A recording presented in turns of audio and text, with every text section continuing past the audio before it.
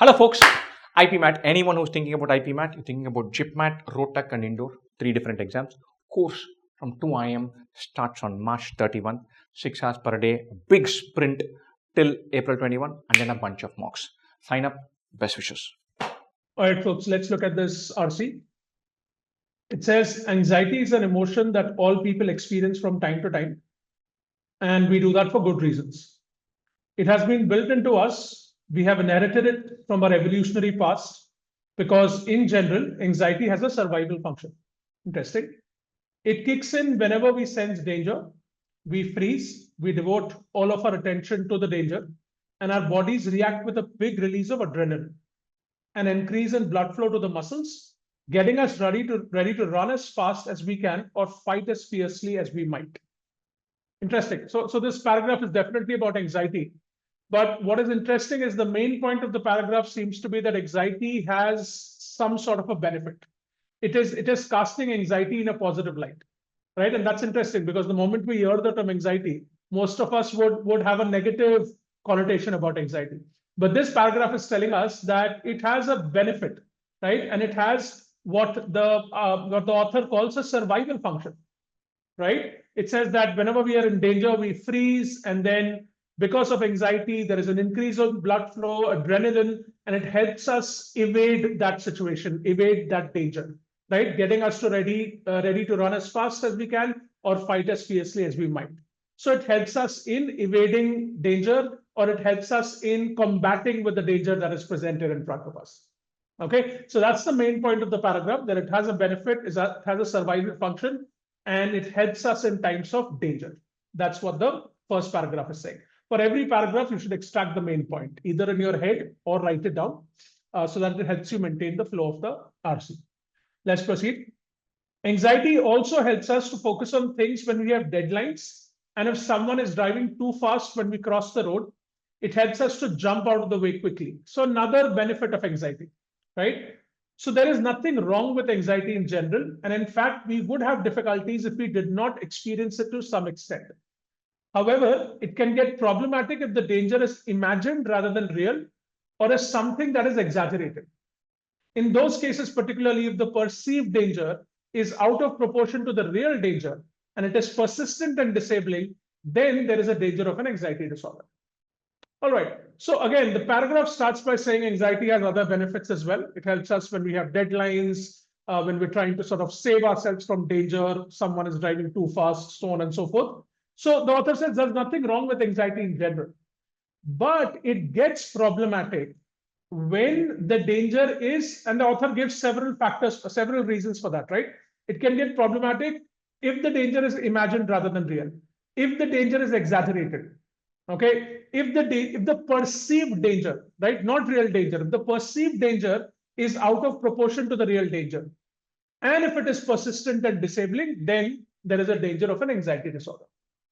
So the author now is saying that it gets problematic when it's persistent and disabling, when the danger is imagined, and when the danger is out of proportion and exaggerated. Then it becomes problematic. Okay, so the main point of the paragraph is that it can become a disorder, or it becomes a disorder when it becomes persistent and disabling, when it's imaginary, when it's blown out of proportion, when the perceived danger is out of proportion to the real danger. In these cases, it becomes a problem, it becomes a disorder. Okay, let's continue. Scientists are looking at what role genes play in the development of these disorders and are also investigating the effects of environmental factors such as pollution, physical and psychological stress and diet. So now the author is delving into the causes of anxiety. Several parts of the brain are key actors in the production of fear and anxiety. Using brain imaging technology and neurochemical techniques, scientists have discovered that the amygdala plays a significant role in most anxiety disorders. So they've isolated amygdala as a part of the brain, and they've isolated that this part plays a very important role in causing anxiety. By learning more about how the brain creates fear and anxiety, scientists may be able to devise better treatments for these disorders. So now the author has taken a turn in this paragraph, right? First, the author spoke about the benefits. Then the author says this is when it becomes an anxiety disorder. And now the author is going into causes of anxiety, right? So there are genetic aspects involved, there are environmental aspects involved. And also the author talks about how the scientists are studying the brain and the parts of brain that are key actors in anxiety, like the amygdala, so that they can develop treatments for the same. If they can identify that this is how the brain gets affected or the brain causes anxiety, that information can help them in devising treatments and in solving the problem of anxiety. Okay, so that's what the author is talking about in the third paragraph. The first psychotherapy treatment that was shown to be effective was exposure therapy, which essentially encourages people in a graded way to go into their feared situations and stay in them for as long as they can and build their confidence that way. Now, be conscious. Now, the author is talking about treatments. The author is talking about solutions.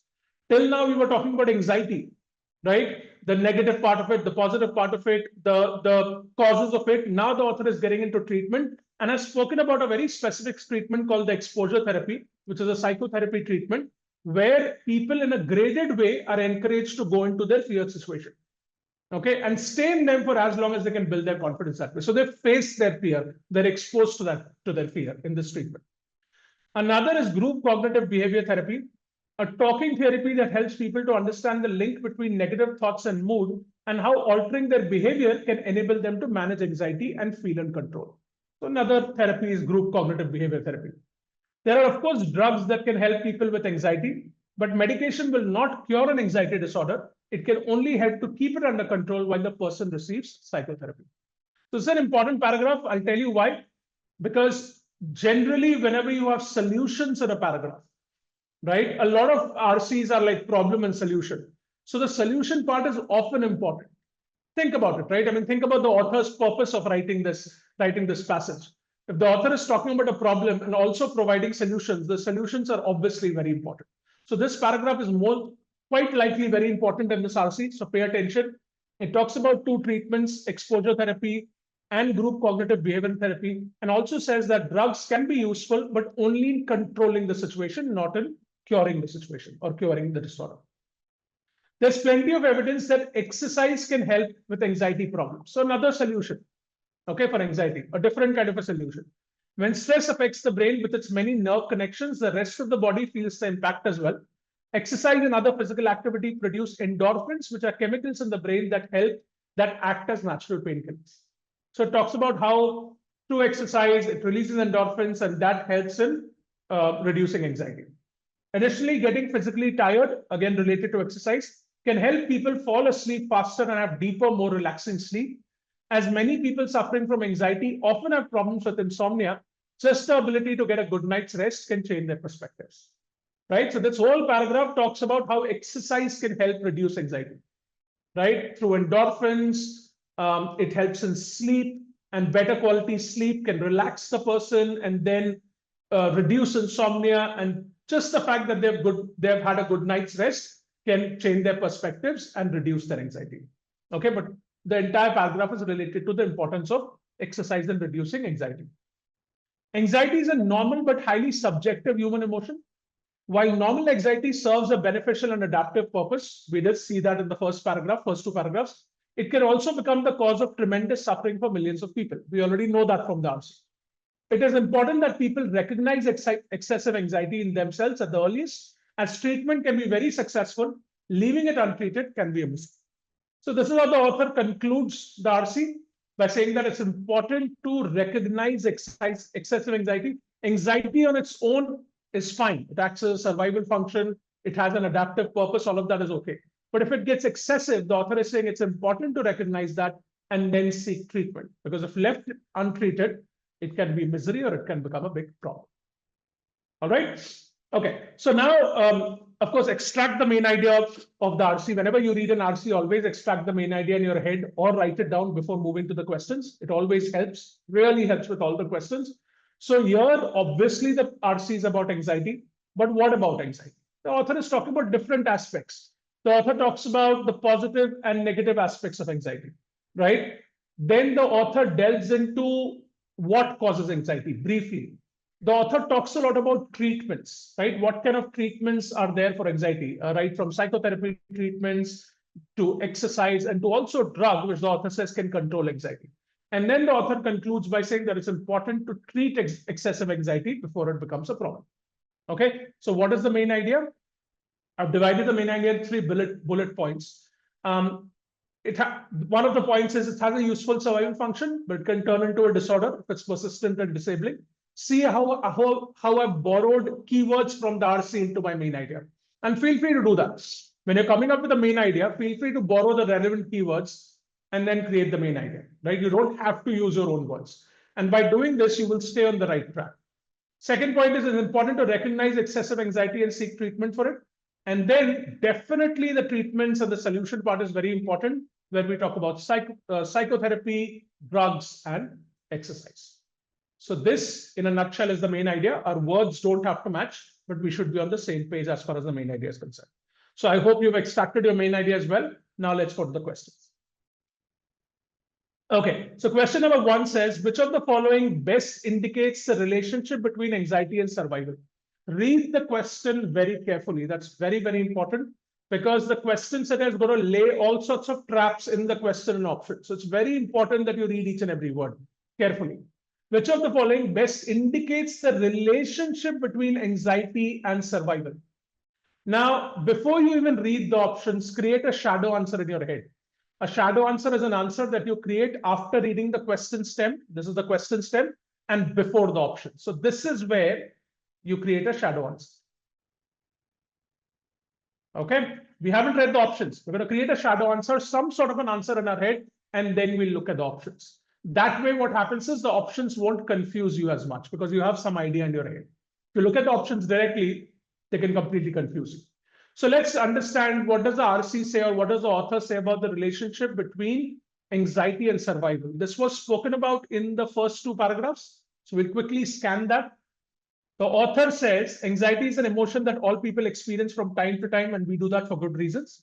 It has been built into us. We have inherited it from our evolutionary past, because in general, anxiety has a survival function.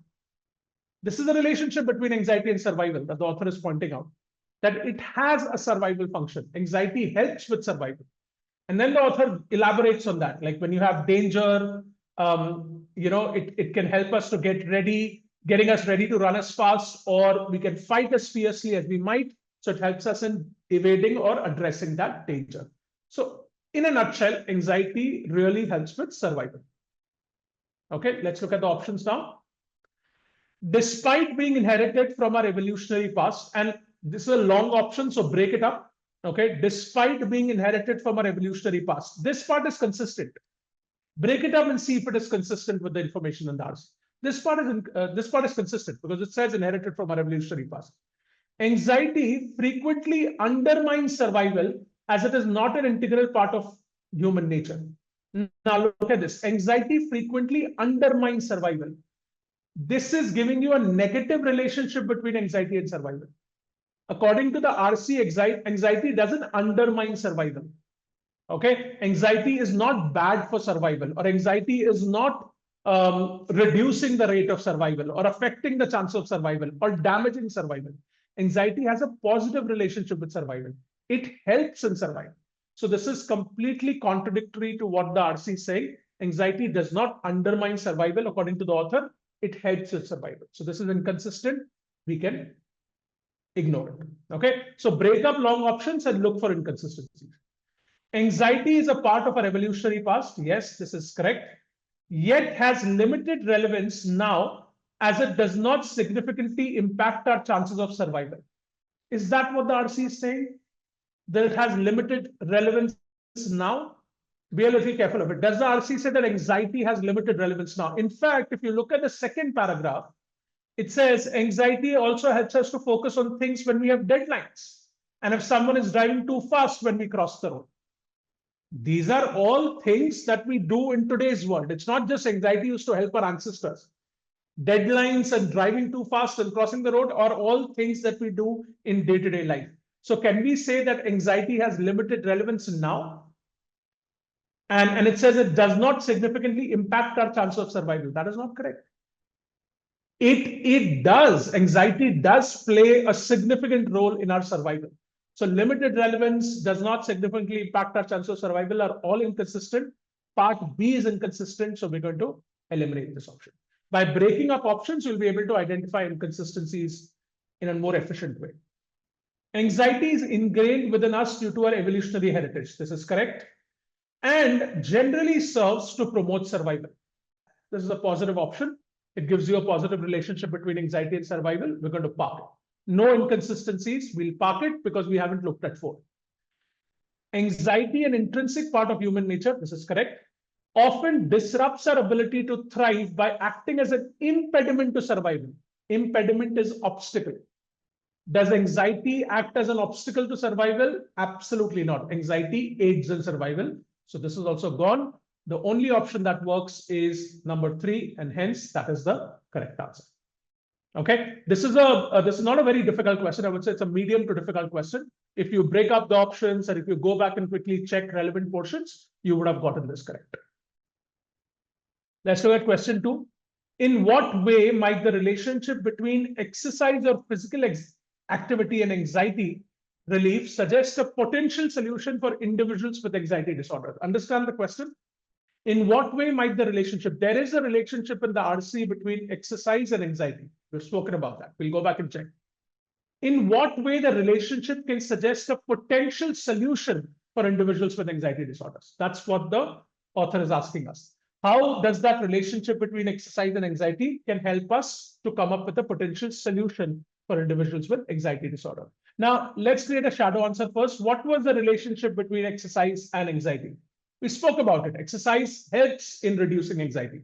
Exercise produces endorphins, which act as natural painkillers. Exercise, physical activity helps people fall asleep faster, which also helps in reducing anxiety. So that is the relationship. Now, keeping this relationship in mind, we have to choose an option which will be a good solution for anxiety disorders. Number 1, physical activity serves as a temporary distraction from anxiety. Okay, does it serve as a temporary distraction from anxiety? Is that what the RC is saying? Okay, let's see. But its long-term effects remain unclear. All right, now is this what the RC is saying? That it serves as it's just a temporary distraction and its long-term effects remain unclear. This is not what the RC is saying. Nowhere does it suggest that it's a temporary distraction. In fact, the author highlights this as a positive. It says, exercise and physical activity produce endorphins, which are chemicals in the brain that act as natural painkillers, and then it aids in sleep. Nowhere is the author implying that it's just a temporary distraction and the long-term effects remain unclear. The author is not implying that. Okay, the option actually reduces the importance of physical activity and exercise. The author highlights the importance of physical activity and exercise. The option is reducing that by calling it temporary, by saying the long-term effects remain unclear. So this option is not consistent with what the RC is saying, and it's not a potential solution. How is this a potential solution? It's not. So we're going to remove it. Let's look at, we're going to eliminate it. Let's look at number 2. Exercise-induced endorphins, this is consistent, facilitate cognitive behavioral therapies effectiveness. Do endorphins facilitate cognitive behavioral therapies effectiveness? Is cognitive behavioral therapy effective because of endorphins? Is that what the RC is saying? Cognitive behavioral therapy is mentioned here. Exercise is mentioned here. There is no connection in the RC between exercise and cognitive behavioral therapy. The author is not striking any connection, right? So, and remember, we have to stick to the RC. Now, let's say if you studied this outside, okay? Let's say you are a psychology student or you studied this in biology somewhere. Don't bring in your external knowledge. In the RC, the author does not strike any sort of connection between exercise and group cognitive behavioral therapy. So this is completely out of scope. We don't have any evidence for this. So this we will eliminate. There's no evidence in the RC to support this. Okay. Exercise may directly target the amygdala to reduce anxiety symptoms. Does the RC say that exercise directly targets the amygdala? Does it say that? Where was amygdala spoken about? Amygdala was spoken about somewhere here. It's saying the scientists have discovered that the amygdala plays a significant role in most anxiety disorders.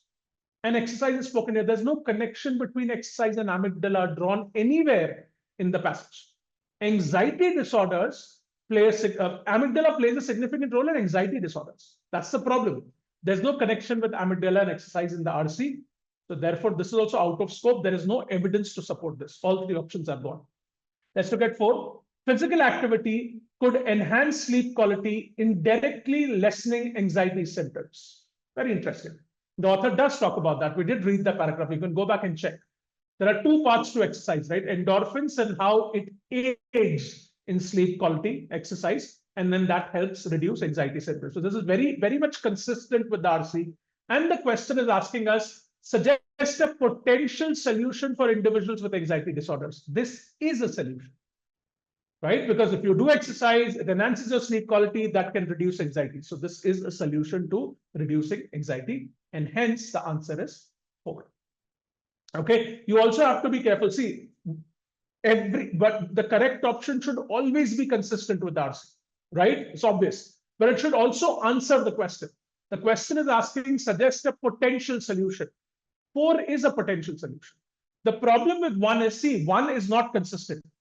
1 is not consistent, but also it's not a solution, right? It talks about it being a temporary distraction, long-term effects remain unclear. It is not framed as a solution. So not consistent, not a solution. 4 is consistent and 4 is a solution as well. So hence 4 is the answer. Okay, this is also a medium to difficult question. I think it's more difficult than 1. You could have gotten confused between 1 and 4. Okay, but this is where your comprehension comes into picture. You have to ask yourself, is 1 consistent? It's not, because nowhere is the author implying that it's a temporary distraction or the long-term effects remain unclear. That's not what the author is talking about. And also, this is not a solution. Okay, so yeah, so a little bit of a tricky question if you got confused between 1 and 4, but 4 is definitely the answer. All right. Okay, let's look at 3. In the passage, the information about anxiety treatments is organized in which of the following ways? Interesting question. This is a very structural question. It's talking about the RC structure more than the content. How is the information about anxiety treatments organized in the passage? Is what the question is asking. There are a number of anxiety treatments, right? Try to create a shadow answer. There are a number of anxiety treatments. Okay, there is psychotherapy. Then in psychotherapy, we talk about 2 psychotherapies: exposure and group cognitive behavior therapy, drugs, and we talk about exercise as well. These are all treatments for anxiety. Okay, and they've been given to you one by one, right? So can't really create much of a shadow answer here, but you can understand the structure and then go to the options. So let's see which option best describes the structure or organization of anxiety treatments. By comparing different types of anxiety disorders. Now, read the question carefully. It says the information about anxiety treatments is organized in which of the following ways? Have the treatments been organized by comparing different types of anxiety disorders? Does the passage even do that? Does the passage go into types of anxiety disorders? No. It's just saying anxiety disorder. It doesn't go into types of anxiety disorder, let alone comparing. It doesn't even touch on the types of anxiety disorder. So this is completely out of scope. This is gone. By presenting contrasting viewpoints on the subject. Is the author doing that? Is the author taking anxiety treatments and presenting contrasting viewpoints? Like, okay, this particular scientist says group cognitive behavioral therapy is more effective. This particular scientist says exercise is more effective. Scientist C says drugs are more effective. Scientist D says exposure therapy is more effective. There are no contrasting viewpoints on the subject. The author is simply listing the treatments one after the other. There are no contrasting viewpoints. The RC would have looked very different had there been contrasting viewpoints. So this is not the answer. By outlining the historical development of anxiety treatments. Is there any discussion about historical development of anxiety treatments? That, okay, psychotherapy originated in 1920, then went on to develop over the decades, gained prominence in 1970. Exposure therapy really became popular in 1990s. Nothing like that. There is no historical development of anxiety treatments at all. By discussing various treatment options and their effectiveness. Now, this seems like a very generic option. But think about it. Does the passage discuss various treatment options? Yes. Does the passage discuss their effectiveness as well? To a certain extent, right? The passage says that, okay, there's exposure therapy, group cognitive behavioral therapy, drugs. It says that, okay, drugs will not help you cure it, but they can be effective in controlling it. Exercise can help you in controlling anxiety by acting as natural painkillers or falling asleep faster. So falling asleep faster. there is a certain discussion about effectiveness as well. So this option is consistent and is the answer. How is the information about anxiety treatments organized? Simply the author discusses various treatment options and their effectiveness. So this may seem like a very generic, vague option, but it is correct. Just because it's generic and vague doesn't mean it's the wrong answer, right? All the three, the 1, 2, and 3 are wrong, so we eliminated. 4 is the best answer here, and it is consistent with ours. Okay, so remember that just because it's generic, an option is generic, doesn't mean you discard it. Often generic options are the correct answers. You just have to, our job is to pick the best answer out of the 4. And here 4 is definitely the best. Okay. Hello folks, those of you who are thinking about IPMAT, the integrated 5-year course, you've got to think about it seriously. Parents who are listening in, you have to plan for this. After 12th standard board exams get over, there are a ton of exams. This IPMAT integrated course is a brilliant course. It's a 5-year course. Anyone who's interested in MBA, anyone who's saying, look, I don't want to do the mainstream thing, but I want to do something compellingly good, you must take this as part of your structure, as part of your set of options available. The number of seats is not too high, so you cannot say this is my only option, but you have to say, hey, I'm giving this a go. The exams to write, very clearly, these 3. On GIPMAT is on April 26th. IPMAT for Rohtak is on May 5th. Indore is for May 12th. This is the simplest exam. This is the toughest exam. So be a nice gradation. You have to prepare for it. It's not a bleeding obvious exam that you can just go and wing it. There's also data interpretation, logical reasoning section. We guys have a course for it, which covers a bunch of live sessions. We'll be doing 6 hours of live sessions for 3.5 weeks. That's a run up to the exam. Bunch of mocks that we will administer to them and discuss and help and mentor and plan all of that with detailed video solutions. Whatever we do, we'll have detailed video solution for the previous year papers. We'll discuss them also in great detail. Come up with a good strategy for them to attack this. And the young kids, we'll do our best to help them take this exam, help the students take this exam. All of this included. The course begins the kind of almost immediately after the board exam ends. So it's on March 31st. So details of the course, how to sign up, when to pay, all of those are available in the description. Check that out, sign up and have fun. Best wishes. Let's look at question 4. Based on the information in the passage, which of the following statements best describes the potential danger associated with an anxiety disorder? Okay, read the question carefully. Which of the following statements best describes the potential danger associated with anxiety disorder? Is the RC talking about dangers associated with anxiety disorder? Now, where was anxiety disorder discussed? In the second paragraph, if you've read it effectively, it would give you a trigger. Go back and see, is there any kind of discussion on dangers? Create some sort of shadow answer and then come back. So what does it say? See, it says anxiety also helps us to focus when we have deadlines. If driving too fast when we cross the road, this can be some sort of a danger. But actually, the question is asking about anxiety disorder. So let's wait. However, it can get problematic if the danger is imagined rather than real, or is something that is exaggerated. In those cases, particularly if the perceived danger is out of proportion to the real danger, and it is persistent and disabling, then there is a danger of an anxiety disorder. So what is the author saying? When there is a danger of an anxiety, the author is saying there is a danger of an anxiety disorder when it becomes persistent and disabling.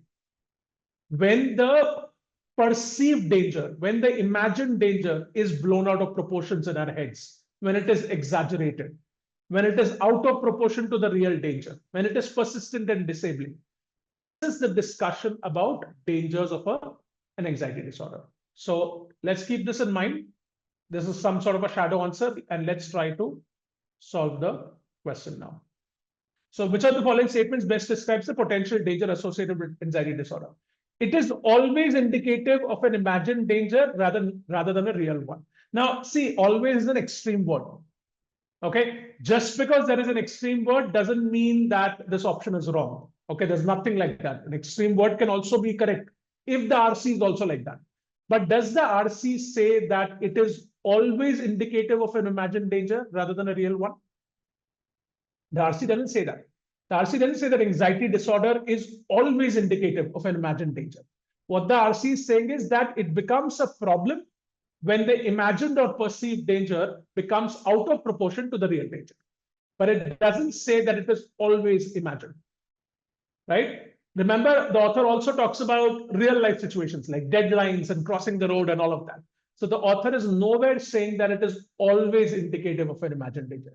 It says it becomes a problem when the imagined danger becomes out of proportion to the real danger. So this is wrong. This is not consistent with the RC. It is characterized by a persistent and exaggerated perception of danger. Interesting. We just read that, persistent and disabling and also exaggerated. So an anxiety disorder, is it characterized by a persistent and exaggerated perception of danger? The author is saying that. The author says that it becomes disorder when it is exaggerated, when it's persistent, when it is disabling. So this is consistent. We will park this because we haven't looked at 3 and 4. It occurs when the perceived danger is proportionate to the real danger. Read the options very carefully.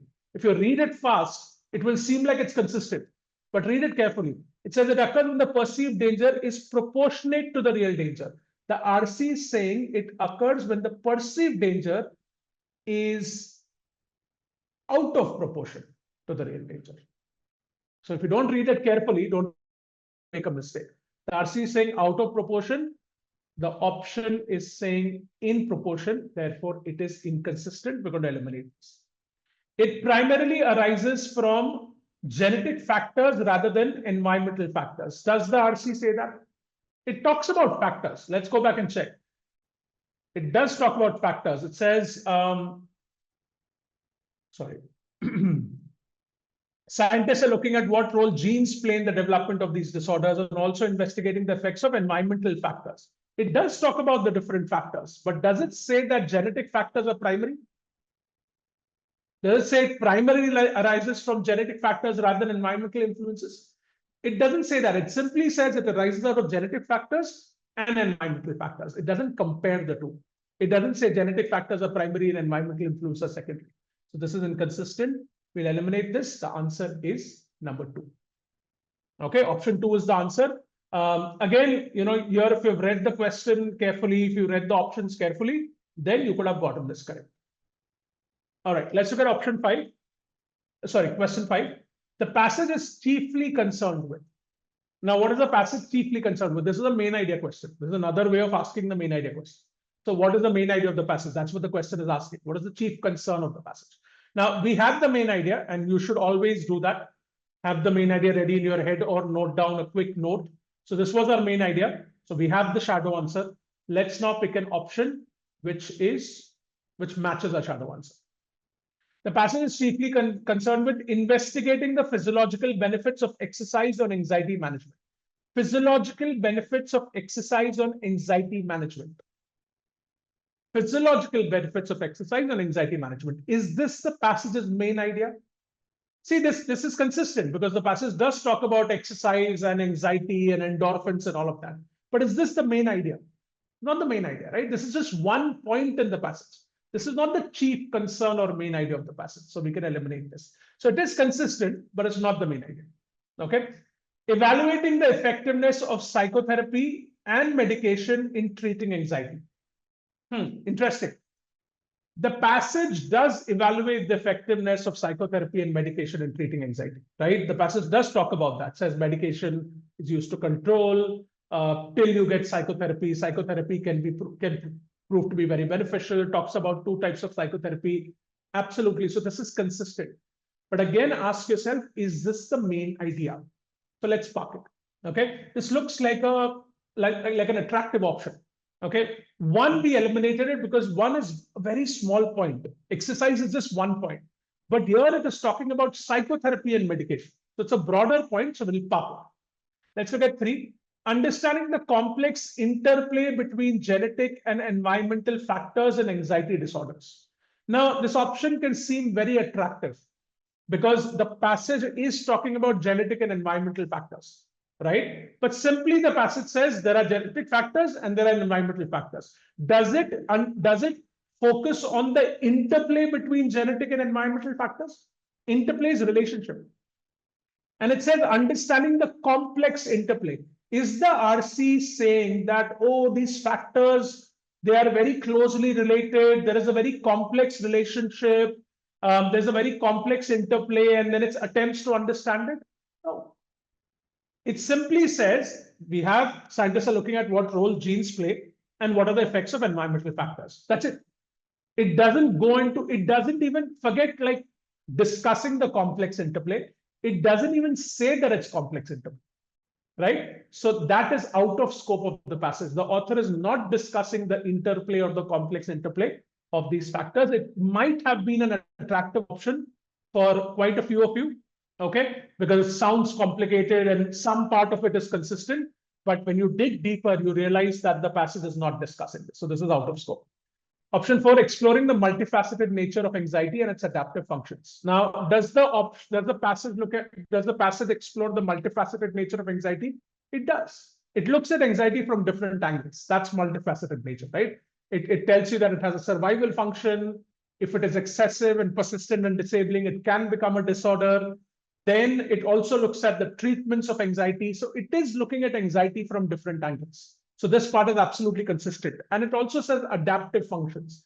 Adaptive function is connected to the evolutionary discussion, to the survival function, right? So definitely this option is consistent. So we'll park.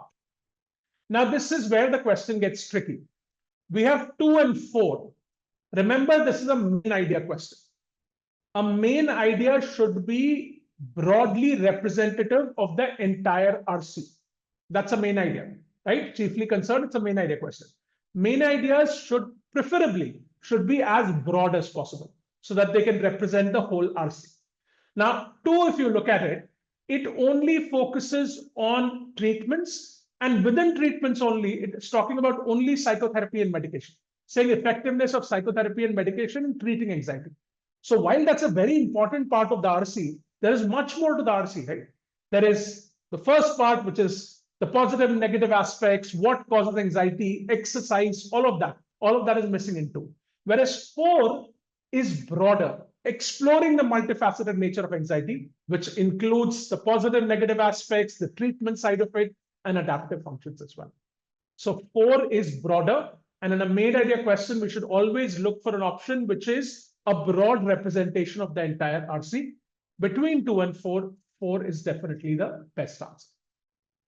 Okay, this is a tricky question. I would say it's definitely like out of the 6 questions, probably the most tricky question in this RC, right? Again, looks like a very generic option. You know, you might look at it and say, oh, this is too generic. It can't be the correct answer. There is no rule that says that generic options can't be correct.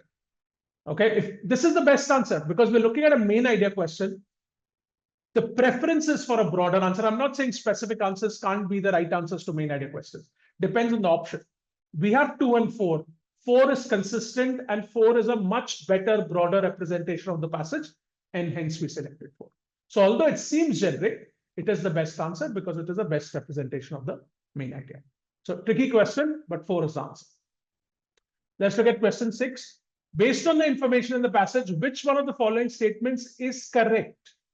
So 3 are incorrect, 1 is correct, right? Only 1 is correct. We have to point out the statement which is correct, of course, based on the information in the passage. Regular exercise does little to alleviate anxiety symptoms and improve sleep quality. What does alleviate mean? Alleviate means reduce. Okay, reduce the impact. Okay, so it says regular exercise does little to alleviate anxiety symptoms. So it is basically saying that exercise doesn't really work when it comes to anxiety and sleep quality. It's completely contradictory to what the passage is saying. The passage is telling us exercise helps in alleviating or reducing anxiety symptoms, and it also helps in improving sleep quality. The option is saying it does little to alleviate anxiety symptoms. So it's basically saying that hardly does anything for anxiety and improve sleep quality. That's what it means. So this is casting exercise in a negative light, whereas RC was casting exercise in a positive light. Okay, don't get confused with the language. Does little to alleviate means does very little, or almost like the impact is very insignificant. Okay, so this is not our answer. Exposure therapy encourages individuals to face their fear situations gradually. Now let's go back. The author is talking about exposure therapy. Let's see what the author is saying. We'll quickly confirm that. The first psychotherapy treatment that was shown to be effective was exposure therapy, which essentially encourages people in a graded way to go into their feared situations and stay in them for as long as they can and build their confidence that way. Now read the statement, which essentially encourages people in a graded way. Graded way means gradually. Grade 1, grade 2, grade 3, grade 4. So slowly people are encouraged to face their fears. Slowly people are they're exposed to their fears. Sorry, they're in exposure therapy. What the RC is saying is they're exposed to their fears in a graded way, in a gradual way, in a slow manner. So graded way tells us that it's gradual. So that statement definitely seems to be consistent. Exposure therapy encourages individuals to face the feared situation gradually. This is consistent. We'll park it because we haven't looked at 3 and 4. Cognitive behavior therapy is the most preferred treatment for anxiety disorders. Again, an extreme word. Now, just because it's extreme doesn't mean it's wrong. But we have to ask ourselves, does the RC say that? Does the RC say that cognitive behavior therapy is the most preferred statement? It doesn't. You can go back and check. It simply talks about exposure therapy, cognitive behavioral therapy, drugs, and exercise, but it doesn't say one is preferred over the other. So this is inconsistent with the passage. Medication is the first line therapy and primary cure for anxiety disorders. Does the RC say that? Does the RC say that medicine is the first line therapy and primary cure for anxiety disorders? Does it say it's the primary cure? That's the problem here. First line therapy might be correct because it says you can give it till the person gets a chance to do psychotherapy, but it does not say, it clearly says that medicine is not a cure. It says medicine can control anxiety, but it's not a cure. You can go back and check. So this part is inconsistent, and therefore we eliminate it. The answer is definitely okay. The graded word would have confused you, but again, you have to go back and read the sentence and understand it through context. That's what the sentence is saying. So the answer is definitely 2 here. Okay. Now, out of the 6 questions, I think I'll tell you, definitely, I think question number 5 is the most difficult one. It's a tricky one because you can get stuck between 2 and 4. So I would say that's a difficult question. Then we have indicates a relationship. I think this is medium to difficult. I would say this is probably medium. Then we have, yeah, this is medium to difficult. Excuse me. So again, medium to difficult is difficult. And 6-1 is, I would say, medium to difficult, right? Or medium. So out of 6 questions, I think, if you have good comprehension and if you paid attention and solved the questions very well, 4 out of 6 is possible in this passage, right? I would say that if you got 4 correct out of 6, I would consider that as a good attempt. 5 out of 6 would be a very good attempt, and 6 out of 6 would be an amazing attempt. All right.